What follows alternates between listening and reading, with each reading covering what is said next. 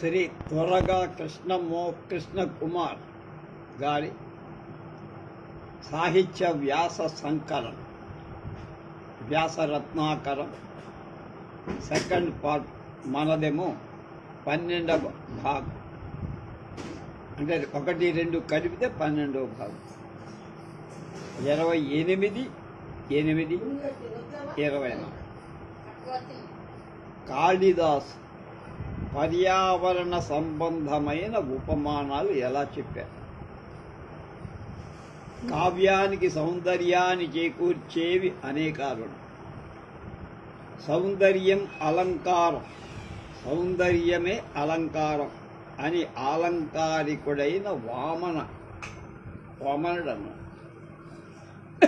సాహిత్యంలో ఉపమాలంకారానికి చాలా ప్రత్యేకత. ఉపమైకా శైలూషీ సంప్రాప్తా చిత్ర భూమికా భేదాన్ రంజయతి కావ్యరంగే నృత్యంతి తద్విదాం చేత. చిత్రమీమాంసలో ఉపమా ఒక నాట్యకథ. ఉపమా ఏక శైలూషి అంటే ఒక నాట్యకథ. ఆమె కావ్యరంగం మీద చిత్రాలైన వేషాలు వేసి నాట్యం చేస్తుంది. దానిలో నేర్పరుడైన విద్వాంసుల మనసులు రంజింపచేస్తుంది అని చిత్రమీమాంస అప్పయ్య దీక్షితుడు ఉపమాలంకారాన్ని గురించి చెప్పారు. ఈ ఉపమాలంకారమే అలంకారాలన్నిటికీ రాణి అని విద్వాంసుల అందరి అభిప్రాయం. భారతీయ సంస్కృతి ప్రకృతి మీద ఆధారపడి, అందుకే అగ్ని, సూర్య, చంద్ర, వృక్షాలు, తీగలు మొదలైన వాటిని భారతీయులు భక్తితోనే పూజిస్తారు. ఆ కారణంగా మహాకవి కాళిదాసు కూడా తన కావ్యాలలో ఎక్కువ పర్యావరణానికి సంబంధించిన వాటిని ఉపమానాలుగా తీస్తారు. కాళిదాసు కావ్యాలలో సముద్రం, నది, తీగలు, చెట్లు మొదలైన ప్రకృతి అంతా ప్రాణాలతో పాఠకులను పలకరిస్తాయి. కాళిదాస కావ్యాలలో పర్యావరణ ఉపమానాలతో ఎటువంటి రసపరిపాకం ఉందో అటువంటి రసపరిపాకం ఇతర కవుల కావ్యాలలో టార్చిలైట్ 1000 క్యాండిల్ బల్బు వేసుకొని వెతికినా కనపడదంట. దీపశిఖ ఉపమానానికి మించింది ఇంకొకటి. అందుకనే దీపశిఖ కాళిదాస్ అంట. సంచారిణీ దీపశిఖేవ రాత్రౌ యం యం వ్యతీతాయ పతిం పరావరాస నరేంద్ర మార్గాట్ట ఇవ ప్రపేదే వివర్ణ భావం స న భూమిపాలః న స భూమిపాలః. రఘువంశంలో 6లో 60. ఇందుమతి స్వయంవరం అని కృష్ణదేవరాయలు కూడా ఒక కావ్యం రాశారు.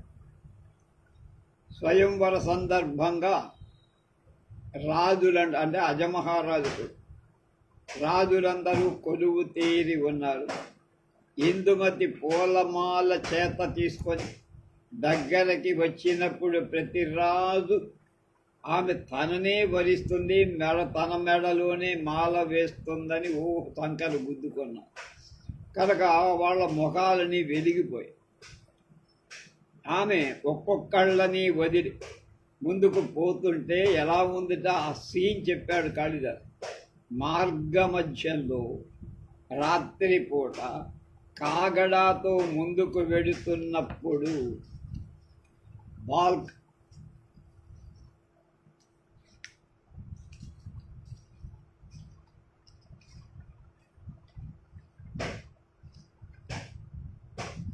బాల్కనీలని కాంతిని కోల్పోయినట్టు అక్కడ ఉండేటువంటి ఈ మేడల మీద బాల్కనీలు అంటే ముందు నుంచి చూడటానికి ఉపయోగిస్తారు. ఒక్కొక్క రాజు ముఖం అసంతృప్తితో వెళ్ళబోయింది. ఈ సందర్భంగా ఇందుమతిని దీపశిఖతో పోల్చినందుకు కాళిదాసులు దీపశిఖా కాళిదాసు అనే ప్రసిద్ధి లోకల్లో బాగా వచ్చింది. అలాగే లత ఉపమా తీగ, తతోభిషంగానిల విప్రవృద్ధ ప్రభ్రస్యమానా ఫలన ప్రసూన స్వమూర్తిలాభ ప్రకృతిం ధరిత్రీం లతేవ సీతా సహసాధ్యగామ. రఘువంశంలో 14వ సర్గలో 54వ శ్లోకం. పరాభవం అనే గాలితో కొట్టబడి జారి పడిపోతున్న పూల లాంటి ఆభరణాలు కలిగిన సీత పెద్ద గాలి దెబ్బ పూలు రాలుస్తూ నేల మీద పడిన తీగలాగా హఠాత్తుగా తన జన్మ కారణమైన భూమి మీద మూర్ఛ వచ్చి పడిపో. రావణుడి చంపిన తర్వాత రాముడు అయోధ్యను సీత తీసుకొని పోవటానికి వచ్చి అప్పుడు సీతకు సంబంధించిన అమంగళకరమైన అపవాదు రాజ్యంలో వ్యాపించి ప్రజానురంజకంగా పరిపాలించటమే కర్తవ్యంగా భావించే శ్రీరామ్ సీత మీద వచ్చిన అపవాదు కారణం ఆమెను అడవిలో వదిలి రమ్మని లక్ష్మణుని ఆదేశిస్తారు. లక్ష్మణుడి ద్వారా విషయాన్ని తెలుసుకున్న సీతాదేవి భూమి మీద పడిపోయి అది వర్ణన. ఆ సమయంలో ప్రకృతి అంతా దుఃఖం ముప్పిది కొన్నట్టు ఏడ్చేసింది ప్రకృతి కూడా. కష్టకాలంలో స్త్రీలు తల్లినే ఆశ్రయిస్తారు. అందువల్ల సీతాదేవి తన తల్లి అయిన భూమాత ఒడిలో పడిపోయి భూమి మీద సొమ్మసిలి పడి అనే వర్ణన ఎంతో సమయోచితంగా ఉందంటున్నారు ఎవరు మాడుగుల అనిల్ కుమార్. దుఃఖంతో చెట్ల పువ్వులను చింకల కన్నీటిని వదిలాయి. అవి కూడా చూసి ఈ కల్పనా చాతుర్యం కరుణ రసానికి పరాకాష్ఠ. అలాగే వృక్ష ఉపమానం, చెట్లు ఉపమా.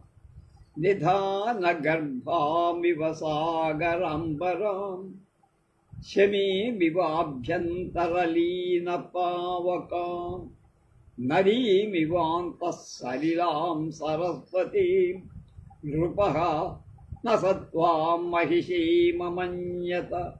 ఇది కూడా రఘువంశంలో 3వ సర్గలో 9వ శ్లోకం.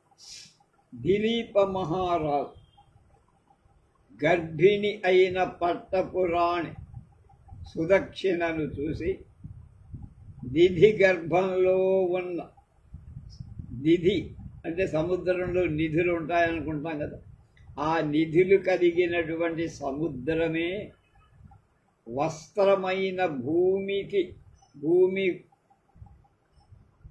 భూదేవిలా లోపల అగ్ని దాగి ఉన్న జమ్మి చెట్టుల అంతర్గతంగా నీళ్లున్న సరస్వతి నదిలా ఉంది అని అనుకున్నా. మళ్ళా దిలీప మహారాజ్ గర్భిణి అయిన తన పట్టపురాణి సుదక్షిణను చూసి నిధి గర్భంలో ఉన్న సముద్రమే వస్త్రమైన భూదేవిలా లోపల అగ్ని దాగి ఉన్న జమ్మి చెట్టుల అంతర్గతంగా నీళ్లు బయటికి కనబడవు. సరస్వతి నది ఎక్కడో ఒక చోట ఉంటుంది, మిగతా కూడా అంతర్వాహిని అంటాం కదా. ఆ నదిలాగా అంతర్వాహినిగా ఉన్న సరస్వతి నదిలాగా అనిపించిందట ఆయన. ఈ శ్లోకంలో సుదక్షిణను భూదేవితో, సరస్వతి నదితో, అలాగే ఆమెను చాలా పవిత్రాలుగా భావించాడని కవి అభిప్రాయం. అలాగే గర్భస్థ శిశువు అగ్నితో పోల్చడం, రఘు అగ్నితో సమానమైన తేజస్సు కలవాడుగా పుడతాడని, పవిత్రుడని తెలుస్తాడు. యజ్ఞం చేయటానికి కావాల్సిన అగ్నిని జమ్మి చెట్టు కాండం మధ్యలో ఉన్న కర్రతో ఘర్షణ చేసి సంపాదించడం వైదిక ఆచారం. అక్కడ అంటే దాన్ని పైన కర్ర కింద ఆరణి అంట, దానిలో పెట్టి మధిస్తాం. ఇక్కడ ఒక ఉపమేయానికి పెక్కు ఉపమానాలు చెప్పినందున దీన్ని బహురూపక అలంకారము, బహురూప ఉపమాలంకారం. అలాగే చంద్రుడితో ఉపమా, దినే దినే సా పరివర్ధమాన లబ్ధోదయా చాంద్రమసీవలేఖ ఉపోషలావణ్యమయాన్వితి నమయాన్ విశేషాన్ జ్యోత్స్నాస్తరాణీవ కళాంతరాణి. మళ్ళీ దినే దినే సా పరివర్ధమాన లబ్ధోదయా చాంద్రమసీవలేఖ ఉపోషలావణ్యమయాన్ విశేషాన్ జ్యోత్స్నాంతరాణీవ కళాంతరాణి. కుమార సంభవంలో 1వ సర్గలో 8వ శ్లోకం. మేనకాదేవి, మేనా అన్నారు కొంతమంది మేనక, మేనకాదేవికి జన్మించిన పార్వతి ప్రతిరోజు ప్రవర్ధమానమై పెరుగుతూ చంద్రలేఖలాగా తేజోవంతమై అవయవాలను కొని, ఆ అవయవాలు వెన్నెలలో కనిపించి కనిపించకుండా ఉండే చంద్రరేఖ శోభను పొందాయి.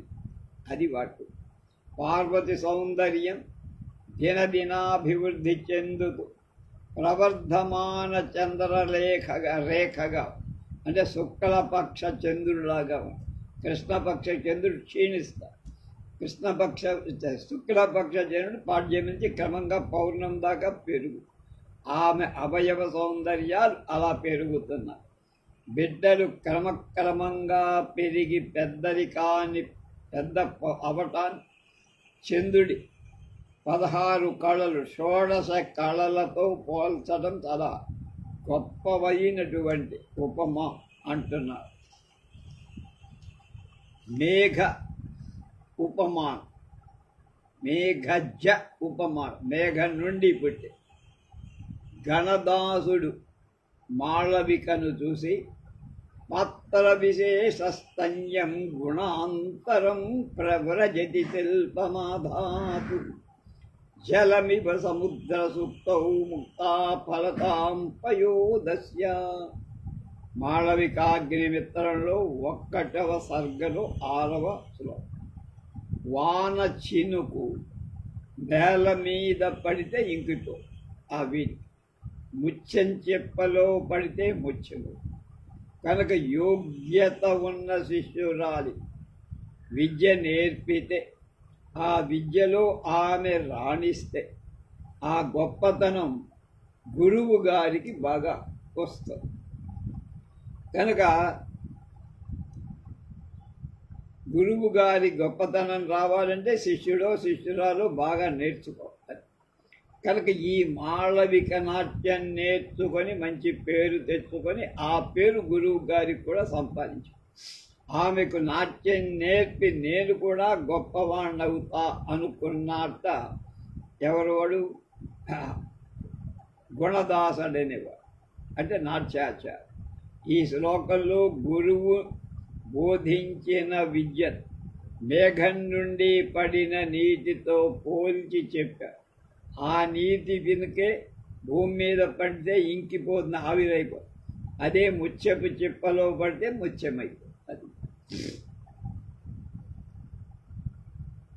అలాగే మేఘం నుండి పడిన స్వాతి చినుకు, అందులో స్వాతి నక్షత్రం నాడు పడాలి. ఆ పడిన చిలుకు ముత్యం చెప్పులో పడితే ముత్యం, మిగతా అప్పుడు ఎప్పుడు పడినా అది ముత్యం కాదు. స్వాతి నక్షత్రం ఉన్నప్పుడు స్వాతి కార్తె అంట, ఆ కార్తెలో పడితే అది ముత్యం. కనుక నేల మీద పడితే వేస్తువర్ధం. అదే భావాన్ని మరింత సరిగ్గా అర్థమయ్యేలా చెప్పాలంటే ఉత్తర రామచరిత్రంలో భవభూతి రాదు వితరతి గురు ప్రాజ్ఞే విద్యాం యథైవ తథా జడే నచ ఖలు తయోజ్ఞానే శక్తిం కరోత్యపహంతి వా భవతి చ పునర్భూయాన్ భేదః ఫలం ప్రతితజ్యద ప్రభవతి శుచిర్భింగ్రాహే మణిర్నమృదాదయః వితరతి గురు ప్రాజ్ఞే విద్యాం యథైవ తథా జడే न च खलु तयो ज्ञाने शक्तिं करोत्यपहन्ति वा भवति च पुनर्भूयान् भेदः फलं स्मृतिपद्धत्यदा प्रभवति शुचिर्बिंग्राहे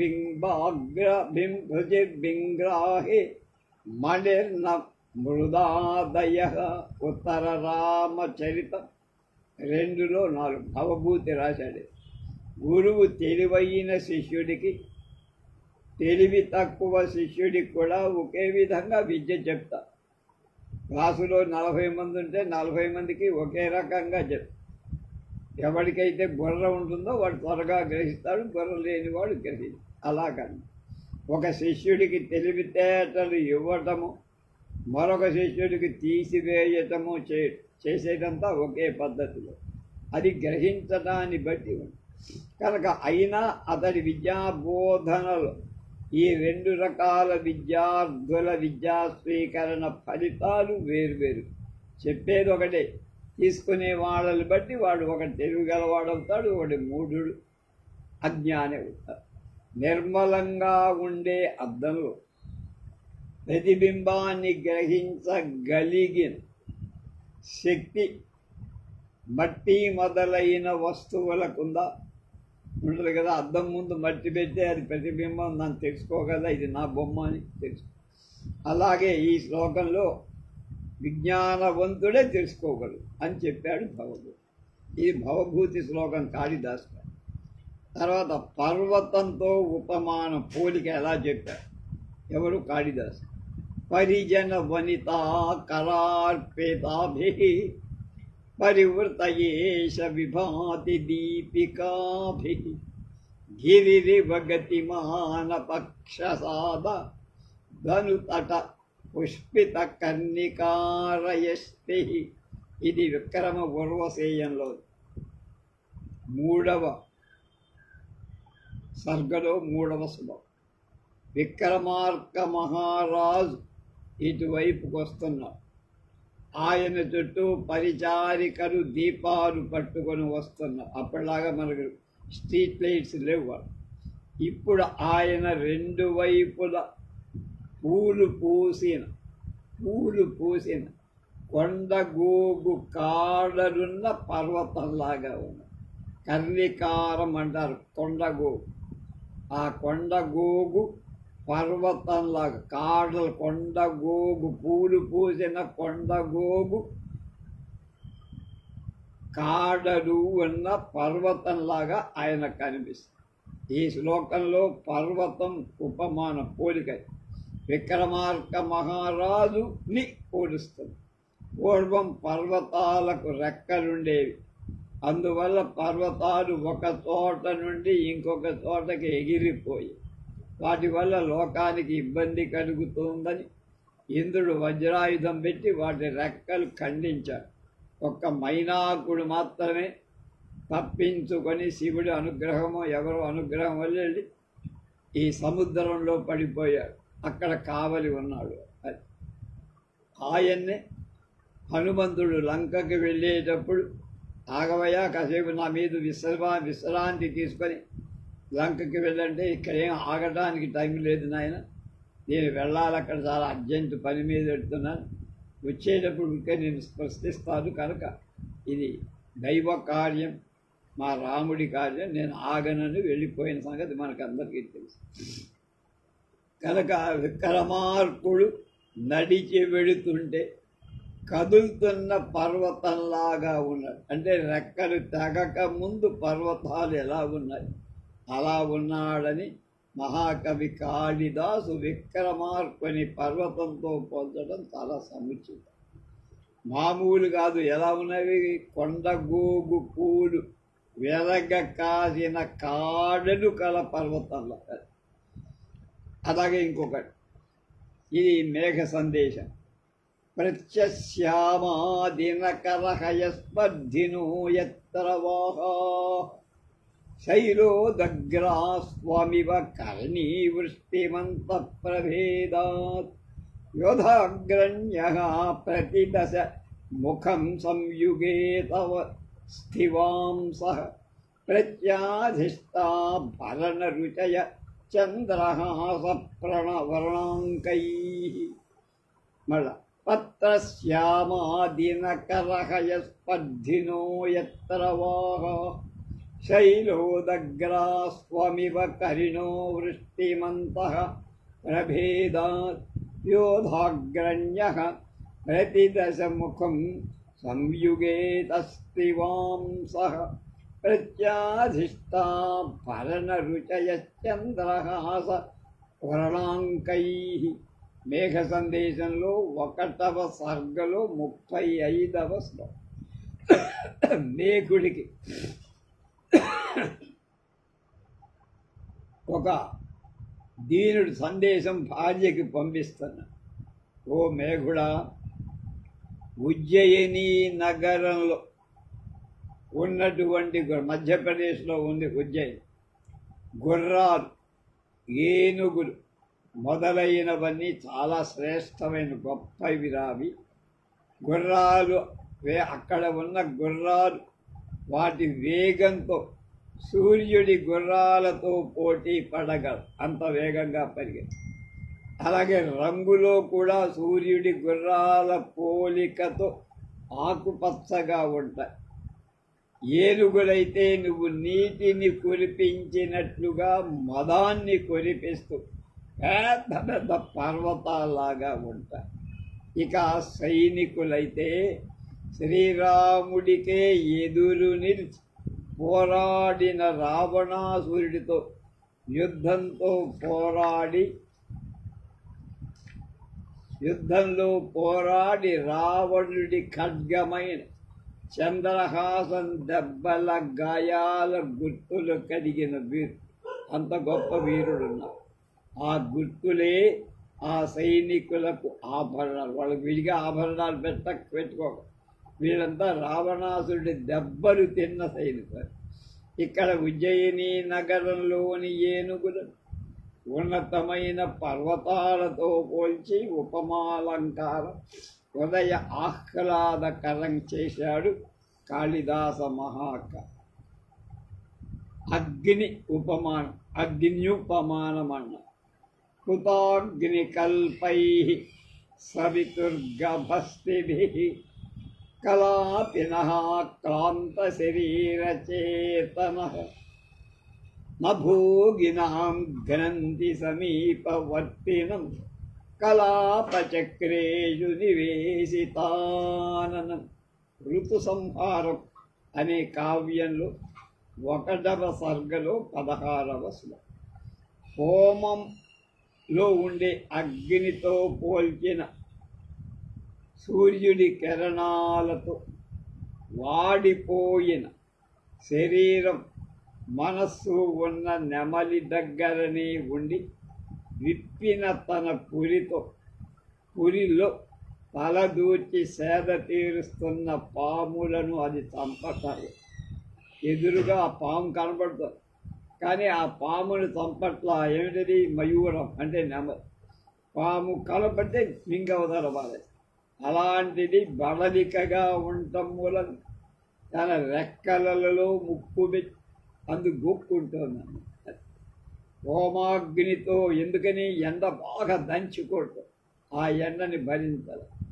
హోమాగ్నితో ఎంత హోమం చేస్తే ఎంత వేడి వస్తుంది, ఆ వేడితో పోల్చినట్టుగా సూర్యకిరణాలతో ఉంటే అంటే విపరీతమైన ఎండ కాస్తుంటే తన శరీరం అంతా వాడిపోయింది ఆ ఎండకి. అందుకని అది దగ్గరలో ఉండేటువంటి చోట ఆగి రెక్కలు ముక్కుతో ఆ పురిలో తల దూర్చి సేద తీసుకుంటాం. ఆ తల దానిలోకి దూర్చేటప్పటికే ఆ పింఛం కప్పేస్తుందిగా.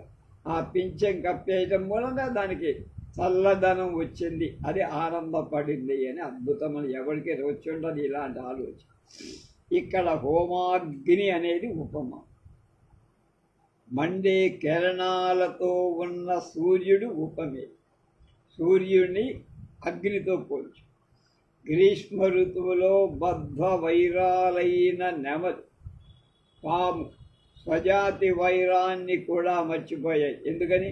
పాము కనిపిస్తే మింగాలి, కానీ మింగేంత దమ్ము దాని దగ్గర లేదప్పుడు. ఎందుకంటే ఎండకి బడలిపోయి. అందుకని రెక్కలు ఎదురుగా పాము కనపడుతున్న తన రెక్కలు బాగా విప్పి తన తల ఆ రెక్కల్లో దూర్చి చల్లదనాన్ని పొందింది నెమలి అని. కనుక అది ఎంత తరచుగా ఉందో, ఎంత గొప్పగా ఉందో మనకు. సూర్యుడు నిప్పులు కక్కుతాడుంటాడు. ఆ నిప్పులు కక్కడుంటే అంత ఎండాకాలం అంటే 50, 60, 55 డిగ్రీల టెంపరేచర్ ఉందని అర్థం. కుసుమ ఉపమానం, పూలతో ఉపమానంగా పోలిక ఎలా చెప్పారు? అధర కిసలయ రాగ కోమల విటపాను కారిణౌ బాహు కుసుమమివ లోభనీయం యౌవనం అంగేషు సన్నద్ధం. ఇది అభిజ్ఞాన శాకుంతలలో 1వ సర్గలో 19వ శ్లోకం. ఈ శకుంతల ఆమె యొక్క పెదవులు చిగుళ్ళులాగా ఎర్రగా ఉంటాయి. చిగురుటాకు ఎర్రగా ఉంటుంది, ఏ చిగురాకైనా, అది ఏ చెట్టుకైనా. అలాగే ఆమె చేతులు కూడా సన్నగా కొమ్మల్లాగా, సన్నని కొమ్మలు, బండ కొమ్మలుగా సన్నని కొమ్మల్లాగా, పూలలాగా ఆకర్షించే యవ్వనం ఆమె శరీరం అంతా నిండి ఉంది అని శకుంతలను చూసి కవి పొందు. శకుంతల పెదవులను చిగురాకులతో, చేతులను సన్నటి లేత కొమ్మలతో, శరీరాన్ని పూలతో పోల్చినందువల్ల ఈ శ్లోకంలో 3 ఉపమాలంకారాలు. యౌవనం అంగేషు సన్నద్ధం, కుసుమివ లోభనీయం. యవ్వనం అంగేషు, పూలల ఆకర్షించే యవ్వనం ఆ శరీరంలో ఉంది అన్నారు. తర్వాత కిసలయ ఉపమానం. కిసలయాలంటే ఆకు, పండుట. కాస్మిదవగుంఠనవతి నాతి పరిస్ఫుట శరీరలావణ్య మధ్యే తపోధనానాం కిసలయమివ పాండుపత్రాణం మళ కాస్మిదవగుంఠన. అవగుంఠం అంటే మేలి ముసు, గూంఘట్ అంటారు హిందీలో, సినిమా కూడా. కనుక పైన మేలి ముసుగు వేసుకుంది. కాస్మిదవగుంఠనవతి నాతి పరిస్ఫుట శరీరలావణ్య మధ్యే తపోధనానాం కిసలయమివ పాండుపత్రాణం. అభిజ్ఞాన శాకుంతలంలో 5వ సర్గలో 13వ శ్లోకం. ఎండుటాకుల మధ్య, పాండు అంటే ఎండిపోయినాయి, అంటే పండిపోతే ఏమవుతాయి? ఎరుపుదనం, పసుపుదనం వస్తుంది. ఆ ఎండుటాకుల మధ్యలో చిగురుటాకు పోలిక, ముడుల మధ్యలో మేలి ముసుగు వేసుకొని, ఎవరైంది ముసుగు మధ్యలో, ఎవరైంది తెలియకుండా కొద్దిగా సౌందర్యాన్ని కనిపించేలా కనిపిస్తున్న ఈమె ఎవరు అయి ఉంటుంది? ఈ శ్లోకంలో శకుంతలను చిగురుటాకులలో, అందులో ఉండే మునులను ఎండుటాకులతో, పండిపోయారుగా, గడ్డాన్ని మీసారి పెరిగిపోయి తలబడి, వాళ్ళంతా ఎండుటాకులతో పోల్చి కాళిదాసు చెప్పారు. కాస్మిత్ అవగుంఠనవతి, కొద్దిగా పైన మేలి ముసుగు ధరించి, నాతి పరిస్ఫుట శరీరలావణ్య, కనుక చక్కని అందంగా కనిపించి కనిపించకుండా చిగురుటాకుల్లాగా, అది మధ్యే తపోధనాం కిసలయమి, పండిపోయిన ఆకుల్లాగా ఉన్న మునుల మధ్య లేత చిగురాకు వంటి శరీరం కల ఈ అమ్మాయి కనిపించి కనిపించకుండా లావణ్యం కురిస్తోంది అని. ఇక పద్మాలు మొదలైన వాటి గురించాలంటే ఎన్నైనా చెప్పచ్చు, ఆయన బోలెడు చేశారు. కనుక ఇలా పైన తెలిపిన ప్రకృతి సంబంధ ఉపమాన కేవలం స్థాళీపులాకంగా కొద్ది మాత్రం చెప్పాలంటే మొత్తం అందుకు కొన్ని వందల పేజీలు. తర్వాత కాళిదాసు కొన్ని సూక్తులు చెప్పాడు, అవి లోకంలో బాగా ప్రచారమయ్యాయి. కాళిదాస మహాకవి కావ్యాలలో సూక్తులు అనేకం, పరిశోధిస్తే అవి ఒక ఉద్గ్రంథమే రాసుకోవచ్చు. లోకంలో కూడా అవి చాలా ప్రచారంలోనే ఉన్నాయి. కాళిదాసు కవిత్వం కొంత, నా పైత్యం కొంత అని అంటుంటారు కొంతమంది. వాటిలో కొన్నిటి మాత్రం మనం చూద్దామన్నారు. ఎవరైనా మాడుగుల అనిల్ కుమార్. కాళిదాసి మహాకాసత అనంతరత్న ప్రభవస్య యస్య హిమం న సౌభాగ్య విలోపి జాతం ఏకో హి దోషో గుణసన్నిపాతే నిమజ్జతీందో కిరణేష్వివాంక. ఈ రెండు చివరి రెండు ఏకో హి దోషో గుణసన్నిపాతే నిమజ్జతీందో నిమజ్జతీందో కిరణేష్వివాంక. కుమార సంభవంలో 1వ సర్గలో 2వ శ్లోకం. ఎన్నో రత్నరాశుల వృక్షాల నిలయమయ హిమవత్ పర్వతంలో మంచు నిండి ఉండటం అనేది ఒక దోషంగా లెక్కేసుకోక. ఎలాగంటేట చంద్రుడిలో మచ్చ చంద్రుడి తెల్లని కిరణాలతో వెన్నెలతో కలిసిపోయినట్లు మంచి గుణాలతో ఆ చెడు గుణం ఒక్కటున్నా అది అందులో కలిసిపో. కనుక అదేమి పెద్దగా ఇది దోషం అనాల్సిన పనిదే.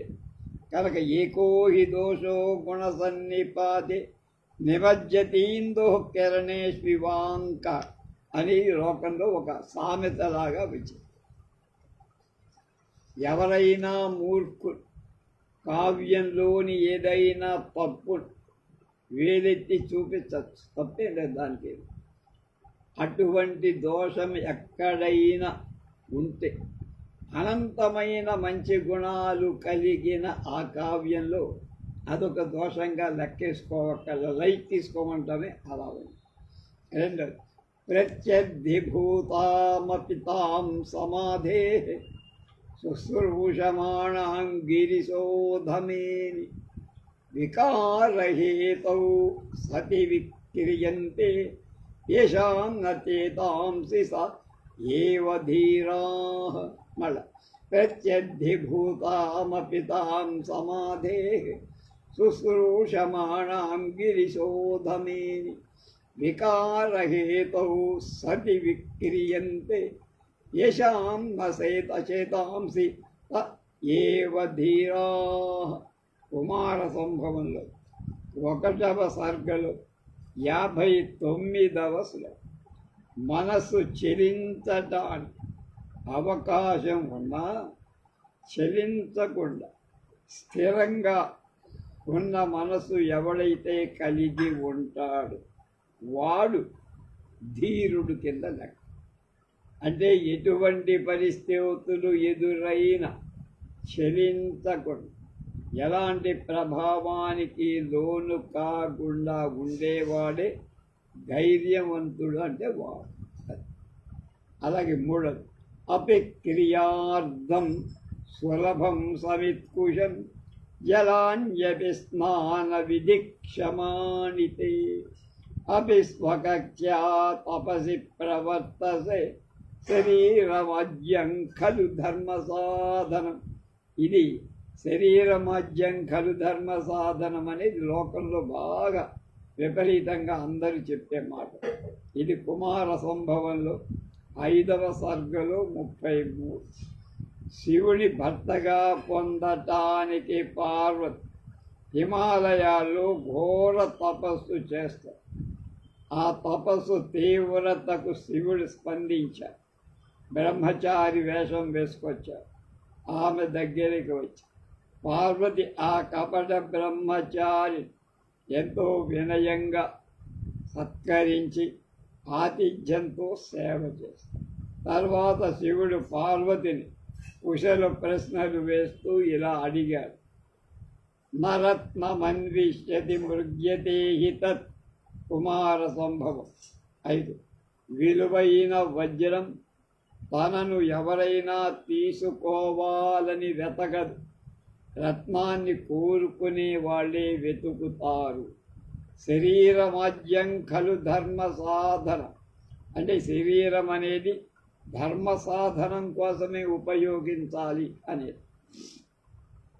కనుక దివం యది ప్రార్థయసే వృధాశ్రమ పితుఃపదేశాస్తవ దేవభూమయ అధోపయంతారమలం సమాధిన నరత్నమన్విష్యతి మృగ్యతే హి తత్. ఇది కోటపురి కోట్ అంటమే. అది తపస్సు తీవ్రతకు శివుడు స్పందించాడు. బ్రహ్మచారి వేషంలో ఆమె దగ్గరకు వచ్చాడు. తపస్సు చేసుకుంటుండగా, పార్వతి, నువ్వు స్వర్గంలో ఉండాలని తపస్సు చేస్తున్నావా? ఎంతగా తపస్సు చేయటం వేస్తమ్మాయి నువ్వు. ఎందుకంటే నీ తండ్రి ప్రదేశాలన్నీ స్వర్గసీమలేగా, హిమాలయాలన్నీ స్వర్గసీమలే. అక్కడ ఆకలి ఎక్కలి ఉండదు, దాహం ఉండదు. ఆ గాలి చాలు స్వర్గంలాగా. స్వర్గం కోసం నువ్వు తపస్సు చేయటం ఎందుకమ్మా? వ్యర్థం. వరుడి కోసం తపస్సు చేస్తున్నావా? మొగుడి కోసం? అది కూడా వ్యర్థమే. ఎందుకంటే రత్నం కావాల్సిన వాడే వెతుక్కుంటూ వస్తాడు, కానీ రత్నం నావుడు అది వెళ్ళి ఎవడి కోసమో ఎదురు చూసి వాడి చేతుల్లోకి దొరకదు. కనుక రత్నాన్ని వెతుక్కుంటూ కావాల్సిన వాడే వస్తాడు. నువ్వు రత్నం లాంటి దాని నీ కోసం వెతుక్కుంటూ నిన్ను ప్రేమించేవాడే వచ్చి నిన్ను పెళ్లి చేసుకుంటాడు. అనవసరం శ్రమమ్మ, ఒళ్ళు శరీరాన్ని కష్టపెట్టుకోవటం అని ఆమె స్థిరమైన బుద్ధి ఎలా ఉందో తెలుసుకోవటానికి శివుడు. పాత్ర విశేషన్యస్తం గుణాంతరం వ్రజతి శిల్పమాధాతు జలమివ సముద్ర సూక్తౌ ముక్తాఫలతాం పయోదస్య. ఇది మాళవికాగ్నిమిత్రంలో 1వ సర్గలో 6వ శ్లోకం. వాన చెనుకు ఇందాక చెప్పాం, నేల మీద పడితే ఇంకిపోతుంది. ముత్యం చెప్పలో స్వాతి కార్తెలో పడితే ముత్యం. అలాగే గుణదాసు చెప్పింది. మందోప్యమందాతామపి సంసర్గణేన విపశ్చితః పంకచ్చితః ఫలస్యేవ నికర్షేణాభిలంపయః. ఇది మాళవికాగ్నిమిత్రంలో 2వ సర్గ 7వ. ఎలాగైతే చెల్లగింద అంటే నదులు పూర్వకాలంలో డ్యాములు ఆనకట్టలు లేనప్పుడు ఒండు మట్టి ప్రవహిస్తూ వచ్చే మా పుల్లేరులో కూడా, అప్పుడు ఆ నీరు బిందెల్లో తెచ్చి చెల్లగిందలు అమ్మేవాడు. ఒక అణాకి 10-15 ఇచ్చారు. అవి సాన మీద అరగదీసి ఆ గంధాన్ని ఆ మట్టి నీళ్లలో కలిపితే, అంటే ఒండ్రు మట్టి నీళ్లలో కలిపితే వరదంతా అడుక్కుదేది, స్వచ్ఛమైన నీళ్లు పైకి. అది లేకపోతే పటిక కూడా కలిపేవారు. ఇది చెల్లగింద అన్నమాట. కనుక ఆ చెల్లగింద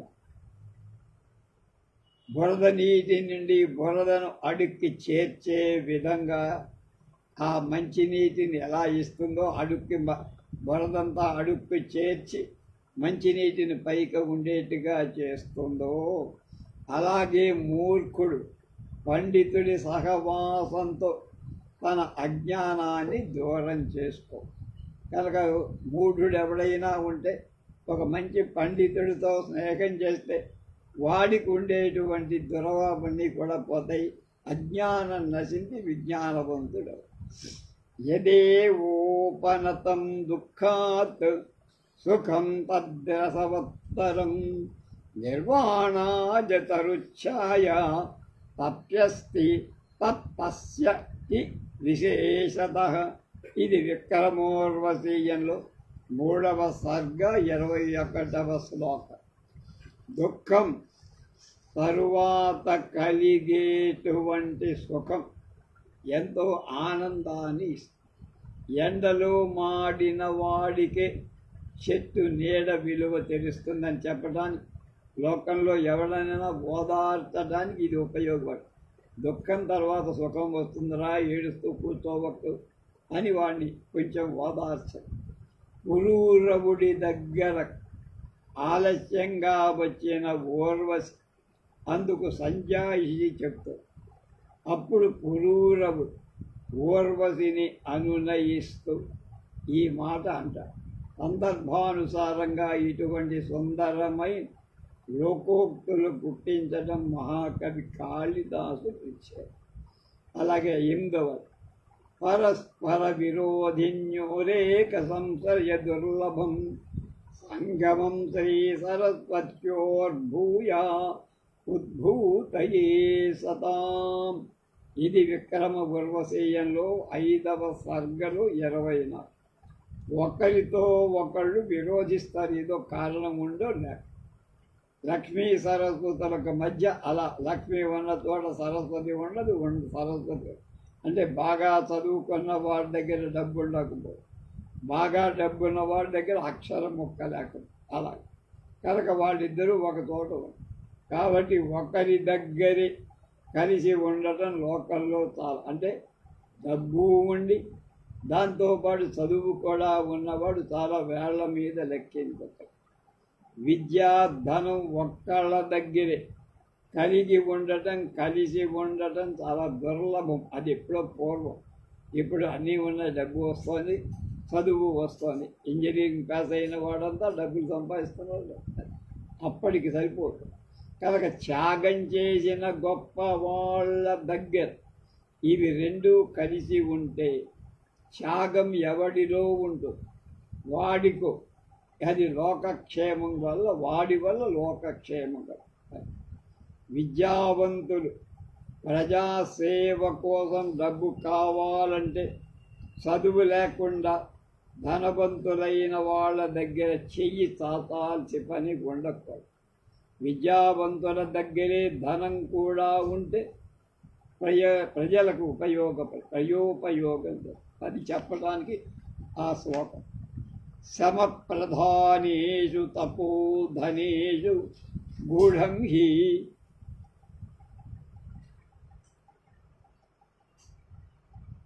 దాహాత్మకమస్తి తేజః పర్తానుకూలా ఇవ సూర్యకాంత స్థేహ్యన్య తేజోభిర్భవాద్వమంతి మళ.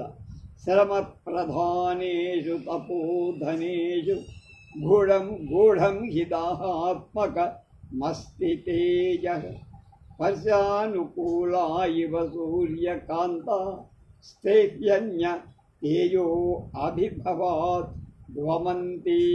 అభిజ్ఞాన శాకుంతల నాటకంలో 2వ సర్గలో 7వ. సాధారణంగా సూర్యకాంతమణి ఎటువంటి హాని కూడా చేయదు. అంతేకాకుండా తాకటానికి కూడా చాలా ఆహ్లాదకరంగా ఉంటుంది, చల్లగా కూడా. సూర్యకాంతం అనగానే ఈ సినిమా సూర్యకాంతంగా గయ్యాడిగా ఉండదు. ఈ సూర్యకాంతం మణి కూడా పేరు సూర్యకాంతమే కానీ చల్లగా ఉండదు. అది సూర్యుడి కిరణాలు దాని మీద పడనంత వరకు గుర్తింపు. ఎప్పుడైతే దాని మీద సూర్యకిరణాలు పడ్డాయో ఇక తన శక్తిని విజృంభింపజేసి విపరీతమైన ఎండనిస్తారు. సూర్యుడి కిరణాలు ఒక్కసారిగా సూర్యకాంతమణి మీద పడితే విపరీతమైన వేడి, మెరుపులు కూడా వస్తాయట దానివల్ల. కనుక దుష్యంతుడు కణ్వ మహర్షి ఆశ్రమానికి వెళ్ళేటప్పుడు అక్కడ ఉన్న మునులతో చాలా జాగ్రత్తగా మసలుకోవాలని తనలో ఈ మాట అనుకో. భామ సకృద్యుక్త తరంగ ఏవ రాత్రిం దివం గంధవః ప్రయాతి శేష సదైవాహిత భూమి భారః షష్టాంశ వృత్తేరపి ధర్మయేషః. ఇది కూడా అభిజ్ఞాన శాకుంతలలోనే 5వ సర్గలో 4వ. సూర్యుడు ఒక్కసారిగా గుర్రమెక్కిన తర్వాత దిగటం లేదు. గాలి రాత్రి పగళ్ళు వీస్తూనే ఉంటుంది. హోడు ఆదిశేషుడు శాశ్వతంగా భూమిని మోస్తూనే ఉంటుంది. ఆదాయంలో 6వ భాగాన్ని రాజుకు పన్ను కట్టడం కూడా అంటే ధర్మంలో ఆ పై 2 ధర్మాలు. సూర్యుడు బయలుదేరాడంటే ఎక్కడ ఆగడు. మనకి రాత్రిపూటైతే ఇంకా కొన్ని దేశాల్లో అది పగలవుతుంది కనుక ఆయనకేమి నిద్రాహారాలు ఉండవు. అలాగే గాలి ఎప్పుడు వీస్తూనే ఉండాలి. వీస్తుంటేనే ప్రజలకు సుఖం లేక ఆదిశేషుడు అలసట లేకుండా భూమిని మోస్తూనే ఉంది. అలాగే ప్రజలు కూడా రాజుకు ఇవ్వాల్సిన పంటలో 6వ వంతు పన్నుగా కట్టడం అలా అది కూడా ధర్మమే అని. ఆ 2 వాళ్ళకి ఎలా ధర్మము, ప్రజలకు పన్ను కట్టడం కూడా. స్వసుఖ నిరభిలాషః ఖిజ్యసే లోకహేతో ప్రతిదినమభవాతే వృత్తిరేవం విధైవ అనుమతి హి మూర్ధ్నా పాదవస్తీవ్రముష్ణం శమయతి పరితాపం ఛాయయా సంశ్రితానాం.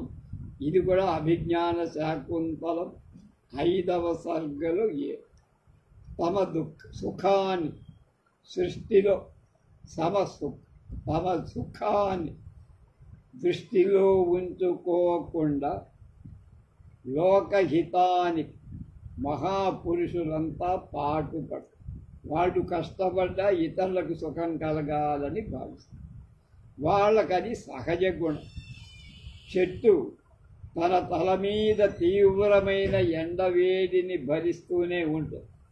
కానీ దాని కింద ఉన్న వాళ్ళకి ఎంతటి నీడ ఇస్తుంది. అది వాళ్ళ గొప్పతనం. అది మహానుభావులు తాము బాధలు పడతారు, ఇతరులకు సుఖాన్ని ఇస్తారు. కనుక తనను ఆశ్రయించిన వాళ్ళు తాప ఉపశాంతి వేడి లేకుండా చెయ్యటం వాళ్ళకి ఎలాగో నీడనివ్వటం ఆ వృక్షం యొక్క ధర్మం. అది లోకం.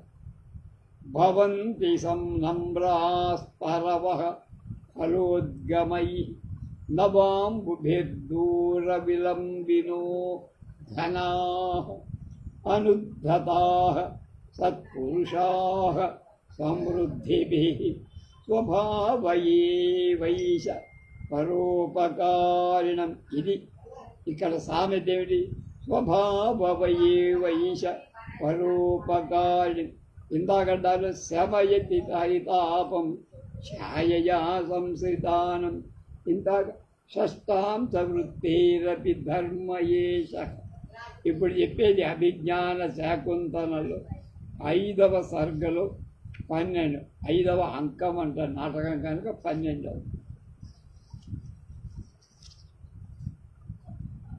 పళ్ళు కాపుకు వచ్చిన తర్వాత చెట్లు ఇతరులు వాటిని తీసుకోవటానికి అనుకూలంగా ఆ బరువుకి వంగుతాయి. అవి అందుకని పాపం వస్తున్నారు, వాడు కోసుకెళ్తారు, మనం కాసాం కదా పళ్ళు. కొత్త నీటిని మోసుకు వచ్చిన మేఘాలు కిందికి వంగుతూ ఎక్కువగా వర్షాన్ని. కాబట్టి సత్పురుషులు ఎంత సంపద లభించిన గర్వం పడకుండా వినయంగా వంగి ఉండటం వాళ్ళ అనే సుప్రసిద్ధమైన ఈ సుభాషితాన్ని కాళిదాసు అభిజ్ఞాన శాకుంతలంలో రాశారు.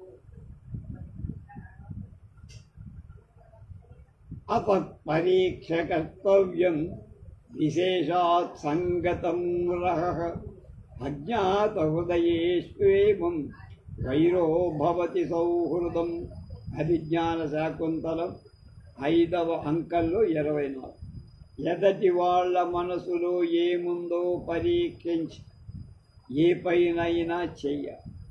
ముఖ్యంగా ఏకాంతంగా ఉన్న చాలా జాగ్రత్తగా. అజ్ఞాతుడిని అంటే వాడెవడో కొత్తవాడు వచ్చాడని వాడిని తెలుసుకోకుండా నమ్మి తొందరపడితే ఫలితం ఇలాగే ఉంటుంది. నువ్వు చూపిన ప్రేమ నీకు తిరిగి శత్రుత్వం అయ్యింది.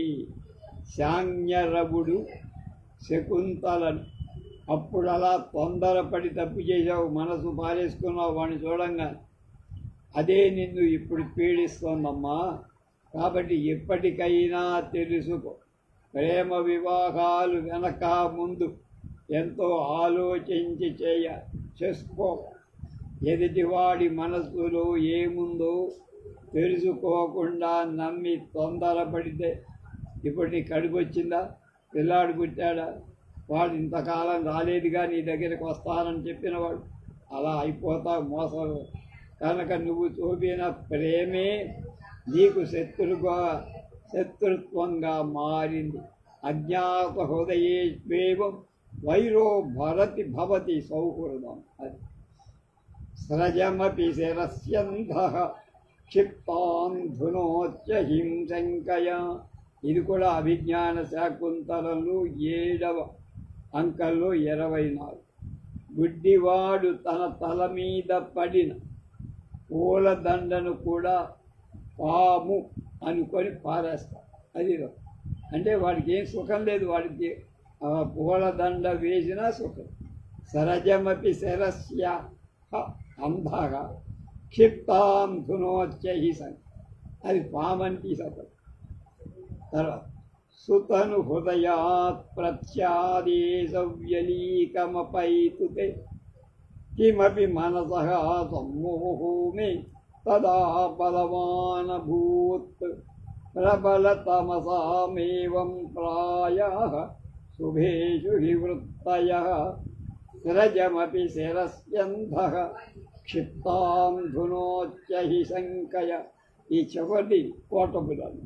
స్రజమపి శిరస్యంధః క్షిప్తాం ధునోచ్చహి శంకయ. దుర్వాసుడి శాపంతో శకుంతలను మరిచిపోయిన దుష్యంతుడు మళ్ళీ ఆమెను కలిసిన తర్వాత శకుంతల అప్పుడు నిన్ను కాదన్నాననే కోపం మనసులో పెట్టుకోవాలి. ఏదో మాయ జరిగింది మన ఇద్దరికి మధ్య. ఆ క్షణంలో నువ్వు నాకు గుర్తు రాదు. అదృష్టం ఎదురుగానే ఉన్న అందుకునే రాత లేనప్పుడు బుద్ధి పని చెయ్యదమ్మా. గుడ్డివాడు తల మీద పడి ఇందాక చెప్పారు పూలదండను కూడా పాము అనుకొని తోసేసినట్టుగా నిన్ను నేను కాదు అన్నాను అని శకుంతల కాళ్ళ మీద పడ్డాడు భర్త అయిన దుష్యంతుడు. మిగతా విషయాలు రేపు.